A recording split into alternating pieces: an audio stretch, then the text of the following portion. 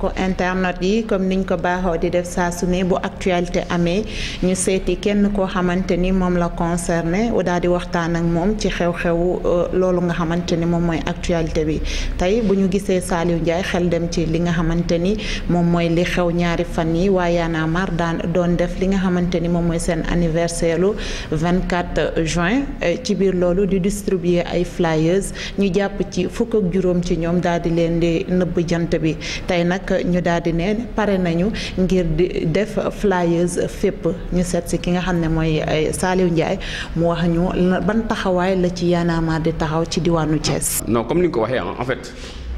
dañu nekk ci benn perspective dañu nekk ci benn programme boo xam te ni qui a débuté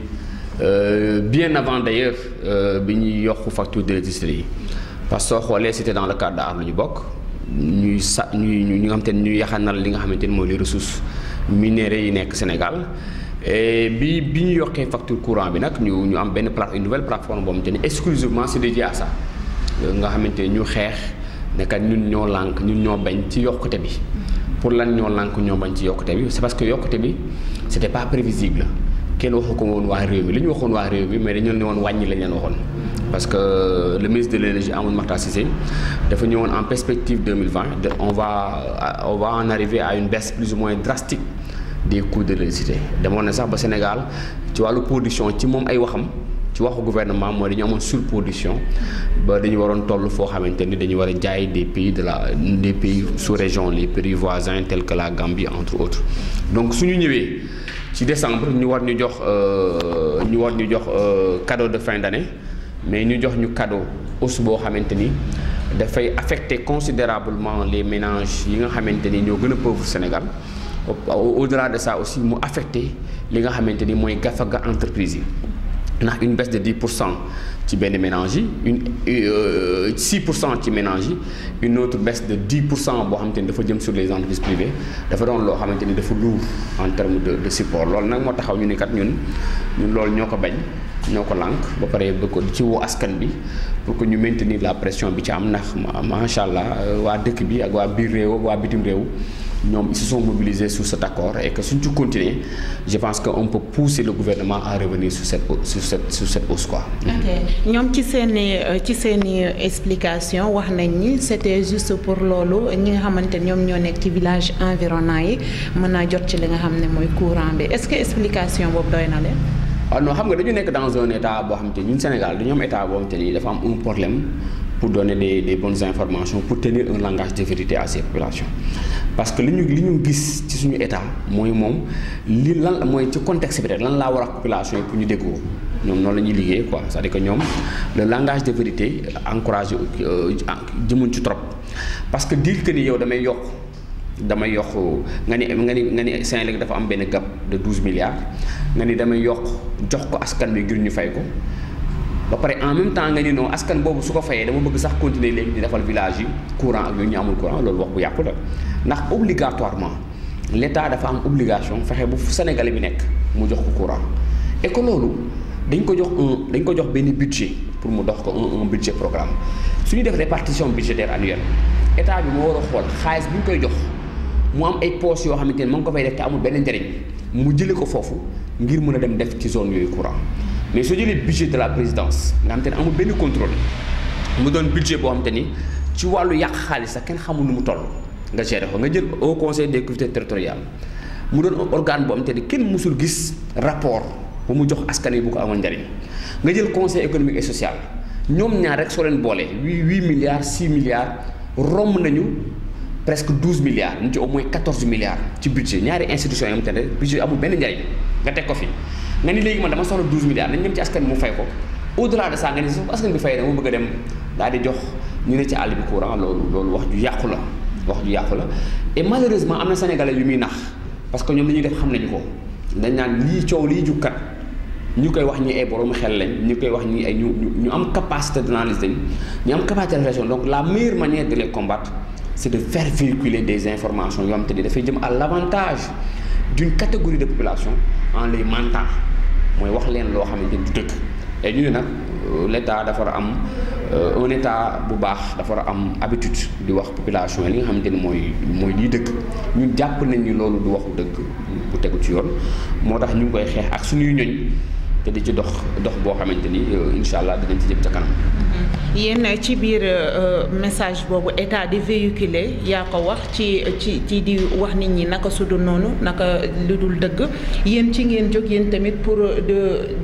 def li nga xamante ni moom mooy véhiculer seen message en distribuant des flyers ci loolu noonu sa ñoñ yi ñi arrêté ba mujj leen a bàyyi démb ak Guy Marius Sagna mi nga xam ne mu ngi ci kaso bi lan lañ ci wax. waaw xam nga l'état dafay communiquer ñun tamit dañuy communiquer et je pense que ñi ne ci état bi di communiquer ñun ak ñoom ñoo bokk école ñuy jànge ñun ak ñoom ñoo bokk diplôme yi ñu am dàq ñuy jàng c'est-à-dire que suñu jëloon rek damay dégg sax ñenn ñi naan ci rajo yi ñi amuñu liggéey xëyuñu jànguñu defuñu dara je pense qu'ils n'ont rien compris ndax diplôme à diplôme égal suñu toogee ñu ci bari ci ñoom danañ am regret ndax man mii di wax polytechnicien laa ci université yi gën a mag ci Sénégal laa génn avec mon master ma leen jox exemple rek ak ñeneen ñoo xamante ne ñi ngi ci bataay bi ñoom ten soo leen fekkee ci seen entreprise tey sama entreprise ngeen ma fekk j'emploie des personnes ñuy liggéey ñu leen di fay par mois tey soo demee ci ñeneen ñi ngeen ñooñu ñuy wax dafa am ay responsable ñuy yër ci ay entreprise di ko gérer lenn moo ci nekk dafa am comme te Sénégal jaralu ko loolu dafa am comme te Sénégal jaralu ko moom mu tëj entreprise am dem taxaw fële ne lii ànduma ci bañ ko ciy jàpp comme que Sénégal jaralu ko loolu moom mënul gëm ni am na sénégalais bu loolu war a mën a jaral loolu c'est ça le problème am na ñoom tamit sénégalais bi dafa jàpp ni man comme que man Sénégal jaralu ma lool rek képp ku mu ko jaral rek warul mun a ne c'est-à-dire que dañuy juger nit ñi à leur propre image am na koo xamante ni pour mu dem ci lu mbirum réew mi foofu ñu fay ko am na ñun suñuy dem ci mbirum réew mi partout au Sénégal suñuy oto la ñu yor ñoo ci def suñu essence flyers yi ngay wax nii man léegi lañ ma yónnee kiiwu graphique bi may teg pexe ci sama alal ak alalu ñu ma nekkal pour ñu téel ko suñu bopp pour joxe ko fii ci Thiès. mais ñenn ñi ñu ngi wax ni vous êtes corrompu. waaw non xam nga tuer ou tuer loolu moom wax la rek loolu moom xam nga saaga moom saaga yàkkamtee xeex la et nit ki peut-être que sooy def lu ko arrangé wul des fois ils ont tendance à xam nga soo nee diw def dañ ko corrompre il faut nga wax kan moo ko corrompre xam nga Sénégal aussi dañu toll ci système boo xamante ni il faut qu'on puisse dire la vérité telle qu'elle est man dama la def un argumentaire li tax mani la ni yokk boobu ñu ne dañ ko bëgg a yóbbu ci askan wi pour jox leen ay courant village yi nee naa la lii moo tax loolu du dëgg nee naa la su doon dëgg am na fi ñaari institution yoo xamante ni li muy gën a ci xaalis bu ëpp loolu te amul njariñ comme naan xam nga loolu lu leer la donc soo naan nit ki dañ ko corrompre da nga naan fii dañ ko corrompre et je pense que ñi nga xamante ni ils gagnent bien leur vie pour lañ ñu leen di corrompre li nga xamante ni yow soo koy defal si flyer yow yaa koy jëndal sa bopp yow sooy dem ci manifestation yow yaay joxe yow yaay def paasal sa bopp ñu corrompre la pour lañ et dégg suñu la corrompre pour quelle finalité man je me pose la question de savoir que ni nga xamante dañ naan courant bi dafa cher soo leen corrompre utilité bi lan la da nga koy corrompre ngir mu def lan pour man ki ngay corrompre mooy da nga koy corrompre pour mu signer la un document wala nga corrompre ngir mu jox la marché mais ñun amuñu marché bi ñuy joxe ñun amuñu signature amuñu pouvoir nga ñuy corrompre xanaa da nga dof en tout cas man tey ku ma fekkoon fii di ma corrompre pour lan soo ma corrompre sax ma dem ne léegi li ñuy wax du dëgg dem ci pouvoir bi mais man maay dem mais samay ñooñ ñi ngi toog donc amul utilité donc ñi naan corrompre loolu léegi nag pour revenir ci question bi flyers li méthodologie de communication la méthodologie bi li muy war mooy état bi li mu wax la ñu bind ci flyers pour démontrer que li état bi wax du langage de vérité loolu dans un état de droit lu normal la ñun amuñu problème état bi di communiquer mais nag ñun suñu responsabilité mooy moom su communiquer ñun dinañ ci joxe suñu position ci communication état bi moom la ñu def ci ay flyers di ko jox sénégalais yi di nga dem ci sénégalais di leen ko jox ñii dañuy nangu di wax ak yow am na comité sax di ko jël mais loolu mooy démocratie et loolu dëkk yi ñu ko reyee yépp ci jëye lañ jëm moo tax loolu c'est un précédent dangereux yàggul dara waa jure xawma ñi nekk benn kiiwu APR ñoo nañ fii Thiès def seen voiture sonorisée sol seen t-shirt ànd ak ay kilifa yu bari ci dëkk bi di yor seen i flyers amuñu sax autorisation amuñu dara def caravane ay oto yu bari dugg ci dëkk bi ay caravane joxe ay t-shirt may kii kenn jàpp leen di tax ñu leen war leen a jàpp d'ailleurs ñooñu kenn war leen jàpp dem wane ay chantier Promoville wax ak population yi parce que réew noonu lay doxee mais nag ki nga xamante ne dafa gis leneen ci réew mi su ko bëggee def nga jàpp ko est-ce que loolu logique na loolu amul loolu baaxul léegi nag réew ni muy doxee mooy ñi nga xamante ne dañoo d'accord ci yenn mbir di ko wax ñi d'accord ci loolu dañu leen war a may ñu wax ko beneen bi aussi mooy suñuy institution yi nga xamante ne dañu am solo tey la police la gendarmerie mu doon des organes sacrés gis nga la police elle est sacrée la gendarmerie elle est sacrée ñi nga xamante ni dañu détenir des pouvoirs ni ci politique bi dañ leen war a bañ a dugal ci loolu parce que ñun li ñu gën a metti sax du jàpp bi li ñu gën a metti mooy arriver à désacraliser une institution comme la police di yónni ay éléments de police ñuy jàpp ay nit ñu yor flyers loolu dafay ñaawal deru police. mais ñoom tamit xam nga dañuy dox ci ndigal rek. non waxuma ni policier bi nee naa la ñooñu c'est une institution sacrée. c'est que seen nomination est-ce que du seen nomination. dama ne seen kilifa yi. kilifa yi ñu leen di jox ay nomination politique yi leen di diriger. ñoo war a jàpp ni ñoom ils sont politiques c'est normal mais ils ne doivent pas prendre des décisions yoo xamante ni institution bii nga xamante ni politique wul te ku fi ñëw fi nga koy fekk soo demee fi nga koy bàyyi dañu war a ñoŋal seen image. xam nga tey un policier soo ko yónnee un préfet su ko yónnee wala ministre de l'intérieur yónni ko ne ko dama jàpp diw fee ak ñël su ñëwee da koy def comprendre nga mais ngay jàppalu tey ministre de l'intérieur tey su demee bay jàppalu ku yor flyers te bokk ci opposition mais loolu dafay ñaawal deru police te loolu ñun sénégalais waruñu ko seetaan ñun sénégalais ñoo war wax ñu ñuy jàpp ak ñu jàppul ñoo war wax ne kat lii rafetul ci deru police lii rafetul ci deru bépp corps bu koy def. ndax koo xamante ni am na dëkk yoo xamante ni xam nga suñ gisee lu naqare lu ñuy jël bombe la ñuy jël te y a des zones en Afrique yoo xamante ni arme la ñu jël pour wax li leen naqari soo demee fii ci Mali territoire de l'Azawad il y a le MNLA la force le mouvement national pour la libération de l'Azawad c'est des jeunes ak autres ay vieux ils ont pris des armes pour dire leur li nga xamante ni d'accord uñ ko donc soo amee ci réew ay ndaw yoo xamante ni ay flyers dañu jël ay ndaw yoo xamante ni sàcc ñu tojuñu dañoo jël ay flyers di wax soo leen joxee heure sax 16 heures 19 heures dañ koy respecté suñu paree dañ koy nettoyer réew mu am ndaw ñooñu war na leen mën a ndamoo parce que attention am na réew yu am yeneen ndaw am na réew yu am yeneen ndaw te loolu bëgguñ ci jëm te kenn waru cee jëm donc pour man ñu nag ñi ci yem ñëpp mooy dañu war a defal suñu réew ba nga xamante ni ku fi am lu ko neex wax ko ku fi am lu ko naqari wax ko en respectant les lois et les règlements du pays ndax ci la ñu nekk. est-ce qu'il n'est pas temps tamit justice bi jël indépendance am. waaw xam nga l'indépendance de la justice pour man benn ça dépend des magistrats pour man magistrats yi suñu bëggee indépendant rek la justice sera indépendante loolu moom ça dépend des magistrats mais man jàpp naa ne ñi ñu jàpp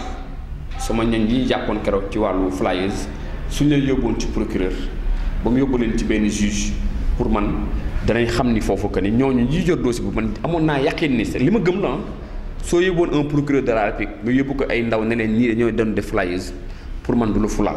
man jàpp naa loolu man loolu laa gëm man gëm naa ni sénégalais yi ne ci tribunaux yi doon ay procureur doon ay magistrat jàpp naa ni ñu bëgg réew la ci ndax xam naa ci ñu bari pour man soo jàppee ndaw pour man yabul leen sax ba di jàpp nit ci flyers di ko yóbbu naan ko kii flyers la liñ mën a def rek mooy sosal ko li ñu mën a def rek mooy sosal ko leneen. xanaa loolu moo tax ñu bañ a signer procédure. waaw moo tax loolu tax ñu bañ ko signer c'est-à-dire que lenn rek lañ mën a def pour jàppul la moo ñu sosal la ne la outrage à un agent wala dafa saaga wala leneen sos rek lañ mën a def pour ñu jàpp la mais jàpp ma ni magistrat yi ne ci tribunal bu def Thiès bii nit ñi yabe nañ leen ba di jàpp ay ndaw di leen yóbbu naan leen ay flyers lañ yoroon te ñoom heure bu ñu yeewoo di dem seen oto yi ñu gaaree fii ci maire bi gis ñu samp ci fenn flyers wala benn booy arrêté la jox la flyers nga ni ko lii la nag portable lu muy jar mu jënd mu dem yoonam c'est un fait banal c'est un fait banal te pour man on doit banaliser l'expression dans un état de droit on doit banaliser la communication même au contraire de certains nombres de principes yoo xamante ni yow d'accord ko dañ ko war a banaliser parce que c'est un fait banal. fan ngeen toll ci xeexu suñu activiste bi Guy Marius Sagna. waaw fi ñu ci toll mooy fañ ca ne woon mooy pour ñun la détention de Guy Marius Sagna c'est une détention arbitraire qui n'honore pas la démocratie du pays qui n'honore pas les principes de la République qui n'honore pas l'indépendance de la justice parce que sur ce pour man les magistrats war d'accord di tëj koo xamante ni deful lu dul dem ci président am ne ko man lii d'accord ma ci dem ci sa président parce que Guy Marius Sagna Macky Sall mooy président palais bi mooy palais sénégalais yi nga dem fa yow sànniwoo xeer tojoo dara nga dem jàpp ci palais bi ci gris palais bi nga ni lii dafa sacré fii laa mën a ñëw jeewi li mën a xari pour man kooku dañ ko war a pour man kooku dafa doon loo xamante ni dañ war a ñëw taxaw ne ko lan moo la naqari ñu filmer ko wan ko président wala président génn sax ne ko lu la naqari mu wax ko mu dem ñibbi c'est un fait li ma lay wax nii c'est des faits banals parce que dans beaucoup de pays au monde ça se passe comme ça da ngay dem xëy suba tey Suède bii y a un pays européen Suède benn nit dafay marche c'est-à-dire que man Saliou Ndiaye war mun naa xëy ma dem ci préfet bi ne ko damaa bëgg a marche mu boole ak ay policiers yow kese nga marche loolu Sénégal pour ñun dépassé na loolu ndax ñun ñoo jaay démocratie Afrique dëkk yi fi ndamu yu bari ñun ñoo leen ko jaay ñun ñoo ko tàggat ci ay génération yu bari ñoo fi teg donc ñun suñu génération ak génération bu njëkk ba ak ñiy ñëw waruñu nangu kenn koo xamante ni si sooy volonté politique nga yàq loolu tey ñun ñooy ñëpp kuñ ci jox micro tegle télé laaj de question yi nga rus président bi ñu ko interrogé lu jëm ci Guy Marius Sagna 30 ans décembre il a été très gêné en répondant ñoom ñëpp ci yem parce que c'est l'acte qui est gênant jël un Sénégalais bu am jabar am ay doom nga tëj ko ci kaso parce que ñaari weer parce que lan dafa dem jàpp ci grille palais bi ne man d'accord ma il n'a pas utilisé d'arme il n'a rien fait mais loolu baaxul donc loolu ñun dañ koy dénoncer avec la plus grande fermeté pays yi nga xamante ni ñoo nekk Afrique centrale sax nga xamante ni xamuñu sax démocratie commencé nañu bàyyi loolu Congo bii nga xamante ne da nga daan marche ñu rey la bi ci sekki di ñëwee sax commencé na wàññeeku mais kon li tax ñun ñu bëgg régression li tax ñun génération yi suñu ñëwee xeex bu am acquis ñu bëgg na ñëw revenir en arrière c'est ça qui fait mal en fait man personnellement ça me fait mal que l'on revienne en arrière su ma ñëwee tey toog may marche fii wala ñuy marche fii 2020 ñu jàpp ñu mu may rappel 2011 9 ans ou 10 ans en arrière on est sur les mêmes faits mais loolu régression la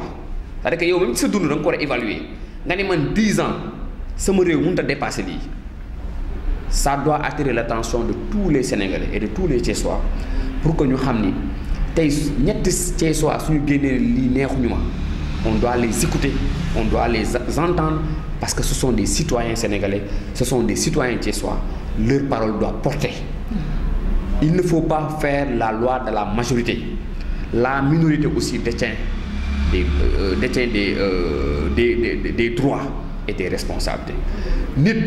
réew majorité du ko yore kese ils disent qu'ils sont majoritaires mais c'est quoi le problème quand la majorité parle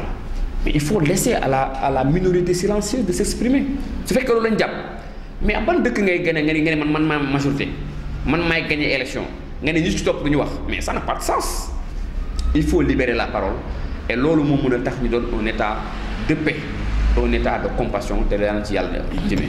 ñu ngi dem ci li nga xamante ni moom mooy dialogue national bi ñenn ñi nee nañu dialogue politique bi naka ngeen ko gisee. non xam nga ñun dialogue bi ça nous pose vraiment problème. On dialogue sur quoi? On dialogue sur quoi? On a un pays boo xamante ni les institutions mi ngi dox on a un calendrier républicain boo xamante ni mi ngi dox man d'ailleurs je ne comprends pas pourquoi ñuy bañ a mën a respecter le calendrier républicain ñu ngi nii élection locale moo waroon am depuis juillet 2019 mais ñu tuxalaat ko parce que parce que opposition bi ko kaas parce que ñoom ñoo ne ci maire yi te dañ faa bëgg suñ sañoon ñu duxal ko ba 2059 ñoom ñëpp doon ay maire toog fa rek mais ça n'a aucun sens un pays doit savoir évoluer ñi voté woon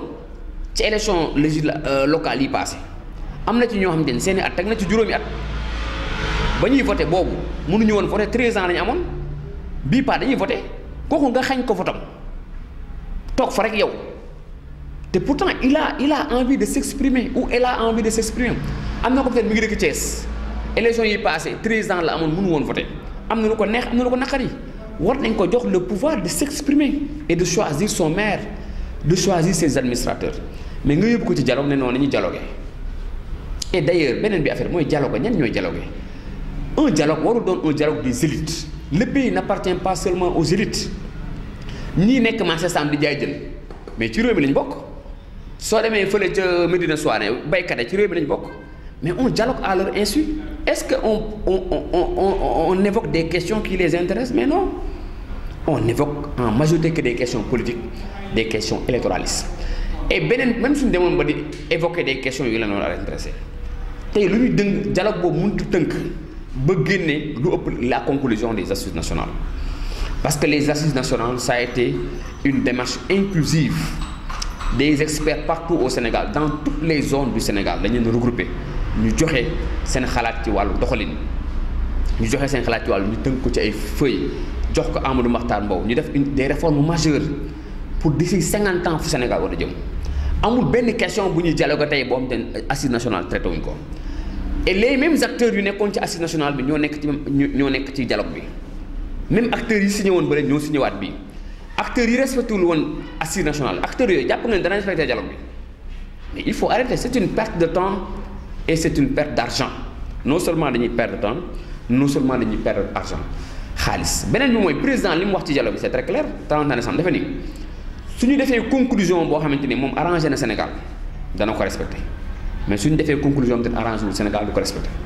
donc ñoom mën nañu wax a wax ba géex def ko ci ay feuilles jox ko président mu apprécier ne lii arrangé wul Sénégal du ma ko def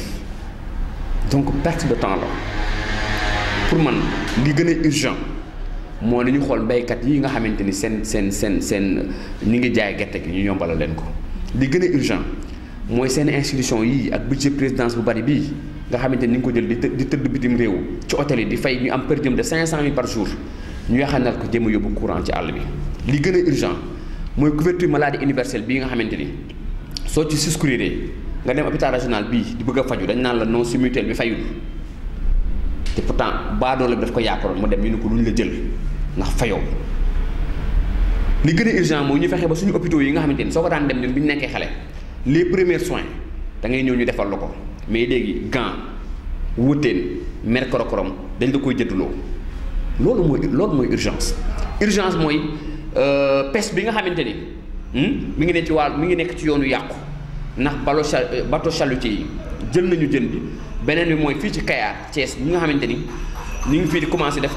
l'exploitation du pétrole ndax ministre bi lancé na ko les zones pétrolières suñ ko sécuriser kenn doon fa nappati ñooñu la ñu war a xool nan lañ def reconversion bu utal leen beneen liggéey balaa muy wees li gën a urgent mooy fële ca Guet Ndar ca bël ba nga xamante ne fa la gaz ba nekk nga xamante ni suñ ko commencé exploité jën ba kenn doon ko nappati c'est des milliers de personnes des millions de familles ñoom tamit ci pauvreté lañ nar a jëmaat après ndax ressource pétrole yi dañ au lieu ñu jox leen ko directement ak gaz bi état bi lañ koy jox ñu dóor xaalis bi comme nañ naan dóor a yeneen mais loolu mooy l'urgence on est dans des pays pauvres très endettés toutes les questions sont urgentes nga ni non nañu dialoguer jël benn immeuble def ci ay salles nit ñi toog nu mu tudd sax climatisé avec des bowling des voitures de 40 millions ñu ñëw ku ne toog ils expriment suñu paree ñu jox leen për dem ñu ñibbi et on concentre le pays sur ça. Le Sénégal n'est pas dans ces salles climatisées. Les Sénégalais sont très fatigués. Pour nous, c'est ça l'urgence. Pour nous, ce dialogue est un non-événement. En fait, c'est un non-événement. Ok. Vous êtes prêts pour la distribution des flyers FIP, comme l'a dit votre confrère? Inch'Allah. En tout cas, à Thiès, nous sommes fin prêts. Moi, je suis dernier point de coordination pour demain. On donne rendez-vous à nos militants et sympathisants, parce qu'on n'a même pas de militants. On ne cherche pas de militants, on a que des sympathisants. Nous avons des questions qui nous intéressent. Nous avons des questions qui nous intéressent. Nous sommes sur la place à partir de 15h30. Nous sommes là. Nous avons attroupement, nous avons marché aussi. Nous marchons en bolo. Nous avons passé par 2 personnes, voilà, par une seule personne. Nous avons fait des flyers. Parce que ce qui est intérêt, c'est de faire attroupement. Moi, je vais dire que dans un domaine, dans un milieu déclaré. Donc, c'est ce que nous faisons. Nous sommes tassés, comme nous avons fait à Dakar, nous tassés. Nous donnons 20, nous donnons 30, nous donnons 100, nous donnons 1000 personnes, ça importe peu. Il faut que nous sachions la lutte que nous avons appris. On a été un peu partout en Afrique, nous sommes Burkina Faso, nous sommes un peu partout. On a reçu au Sénégal, puis de tous les pays du Afrique, tu vois, c'est un mouvement citoyen au Sénégal. On a fait des partages d'expérience. On est plus ou moins, on a compris beaucoup d'enjeux. Moi, je suis avec 2 personnes. Avec 2 personnes. On sait comment faire pour faire passer notre message. dañ ci yàgg xam ko di ko def te defuñu ko ngir suñu bopp ndax suñu ko doon def ngir suñu bopp yow leer na ni duñu toog fii tey di wax ak yow ci lii nii leer dañu fi toog di wax on a toutes les possibilités pour def leneen comme ni mais ñun ñoo gëm ni Sénégal jar na loolu am na ñu sax ñu ni sénégalais bi jarul loolu même fekkee sénégalais bi jarul loolu mais Sénégal jar na ko ndax Sénégal fi la ñu suul suñuy maam fi la ñu suul suñuy mbokk duñ fi jógee yàlla ko bind mu neex ñu mu naqal ñu sénégalais la ñuy doon su ñu demoon ba changer nationalité tamit nous serons des Sénégalais dans le sang mënul dañ suñu biir donc la masse importe peu. Tous les pays qui ont lutté Blaise Compaoré bañ koy jëlee Burkina Faso dernière manifestation ba fa am matuñu woon 20 personnes il faut sensibiliser et Inch'Allah nous allons continuer la sensibilisation pour quel objectif pour ñu génne Guy Marius Sagna ak ñamu àndal ci kaso bi pour que ñu wàññi facture d'électricité yi pour ñu yaxanal li nga xamante ni mooy pétrole ak gaz ak yeneen ressources yi mais parce que li tax yaxanal boo am solo su ma la nee Thiès mooy capitalu minière du Sénégal bépp ressource minière bu nekk Sénégal fii Thiès mooy capital yi Thiès mooy capital bi te soo ko gisee xoolal ni Thiès mel bépp ressource Thiès mooy capital bi Thiès waaye xamuñu loolu Thiès li ñu am ci ressource bi ne sous-sol benn dëkk ci Sénégal amu ko xoolal Thiès ni mu mel est-ce que ressources yooyu ñu ngi koy dugal Thiès mais non état bi moo koy capté ca kaw di ci doxal ay mbiram donc loolu daal lañ ni nañ ko taxaw ne yaxanal ko ngir ëllëg suñ fi jógee suñuy sët ak suñuy doom mën ko jariñoo kese la. di leen jaajëfal bu baax a baax di jaajëfal Saliou Ndiaye di membre Y'en a marre représenté leen fii ci diwaanu Thiès yaakaar naa ne lépp lu mu fi wax dina doon njëriñ ci sénégalais yi di leen jox dig daje incha allah Saliou Ndiaye say dernier mot. waaw dernier mot mooy di leen sant aussi Thiès 24 di leen remercier parce que man jàpp naa ni vous faites un travail important ci wàllu audiovisuel yéen a ngi ciy liggéey lu am solo di leen encouragé di ñaan aussi entreprise bi de presse bi parce que teg entreprise de presse lu jafe la sénégalais yi bu ñu koy wax di ñaan aussi seen entreprise bi daal di suqaliku ba yéen tamit ngeen suqaliku ndax loolu laay wax ni Sénégal foofu la toll loolu mooy urgence bi ñu fexe ba ñi nga xamante ni ñooy teg des entreprises ñu accompagner leen trouver les moyens de les accompagner Sénégal foofu la toll et non pas restreindre les libertés loolu mooy di ñaan suba aussi ñi nga xamante ni bëgg nañu ñëw ci manifestation bi ñu bëgg a def distribution de flyers yi bokk ñu ngi koy joxe rendez-vous place Mamadou Dia à 15h30 ñu tase fa ngir mën a joxe suñu flyers ci jàmm ci respect ba pare respecter li yoon wax parce que nit ki mun ñun li ñuy wax dañ ko gëm parce que du ñu ne ci réew di kaas naan lii doxul ba pare di wàcc charte réew mi kooku moom duñ ko def moo tax heure bu ñu jàppee rek suñ toogee ak yow man yàgg nañ ma jàpp ci police su ma demee dama naan leen ban infraction laa def parce que dinañ fexe tout le temps ba bañ a def infraction et loolu la ñuy woo daw ñi ci réew mi yëpp fépp fu ñu ne ci Afrique bu nit ñi di def benn infraction ndax réew mi buñ ko kenn jaral ñu yàqu ko Macky Sall jaru ko Mora moom jaru ko Blaise Compaoré jaru ko keneen jaru ko Alassane Ouattara jaru ko ndax ñoom ay temps moo fi dese ñoom ñëppay dem ñun ñoo fi des ëllëg ñun ñooy nekk ci poste de responsabilité donc ñun ñoo war a sàmm lu ñu moom sàmm suñu réew jërëjëf.